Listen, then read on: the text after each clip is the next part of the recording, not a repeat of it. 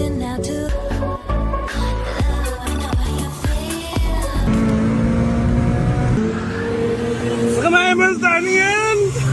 Sudga kirib keta oladi bu narsa orqasidan, no biz kichkina shtraf bilan adevotsa qildik.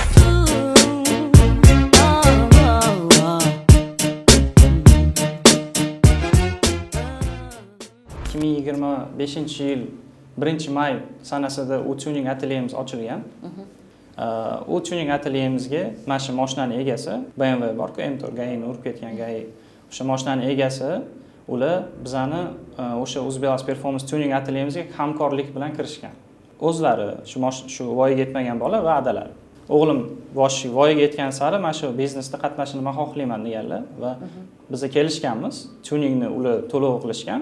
Tuning o'zini narxida qilingan va mana shu ular ochayotgan joyini reklamasini qilish uchun ularning mashinasi tuning qilingan. Sizni ular tanirkan. Siz men ham ularni taniyman. Ha. Shuni avvalroq bilganmisiz? Voyaga yetmagan bolalar shu mashina olib chiqib ketishadi. Da, bilaman.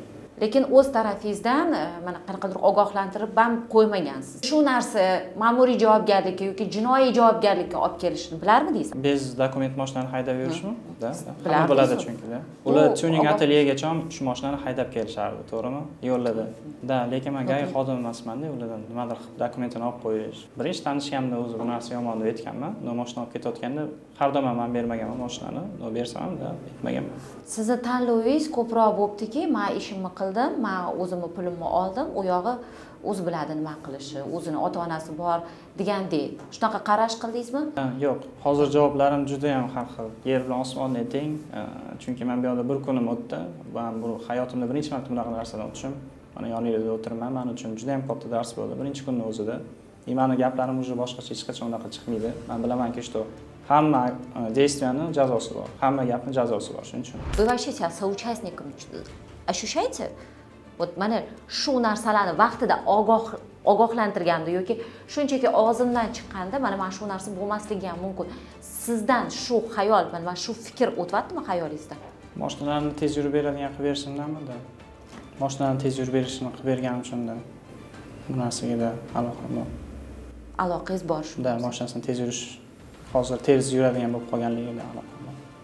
Senga hech narsa qilmaydi, bor yo'q jarima to'laysan deb o'zingiz gapirgan gaplaringiz siz tarafdan bu narsa yaxshilikka olib kelmagani bu qonunga zid, lekin siz hozir shuni tushunyapsizmi yoki o'sha vaqtda tushunganmisiz? Targ'ibga o'xshab chiqib qolgan u video. Boshqalarga bejazolik bo'lmaydi deb hammani aytmaganman. Faqatgina o'zim aytganman, что qilmishimizdan keyin bizga shtrafimizni yumshoqroq berishganini aytganman. O'sha yozganlaringiz, yosh boyvachalar qaytdi va YPXni masxara qildi deb bu drift shashqa qilayotgan mana shu xatti-harakatlarni bu sizda yozilgan. Mana shu narsalar ham ularga xuddi rag'bat sifatida bo'lganda, qo'llab-quvvatlash sifatida bo'ldi. Siz shuni qo'yayotganingizda o'sha vaqtda tushunganmidingiz? O'sha vaqtda tushunmagan ekanman. Hozir aybimni bilib, bu narsalardan oldin bu videolarni o'chirib tashlaganman. Nima deb o'ylaysiz mana sud qarori bilan sizga hozir 10 sutka berildi. 10 sutka berishdi. Shuni o'zi yetarlimi yoki siz bundan ham qattiqroq jazoga loyiqmisiz? Da. Hamma harakat qilamanki, bu yerda o'zimni maksimalni to'g'ri tutib, ertaroq agar chiqarishligi iloji bo'lsa, men undan ham xursand bo'lardim.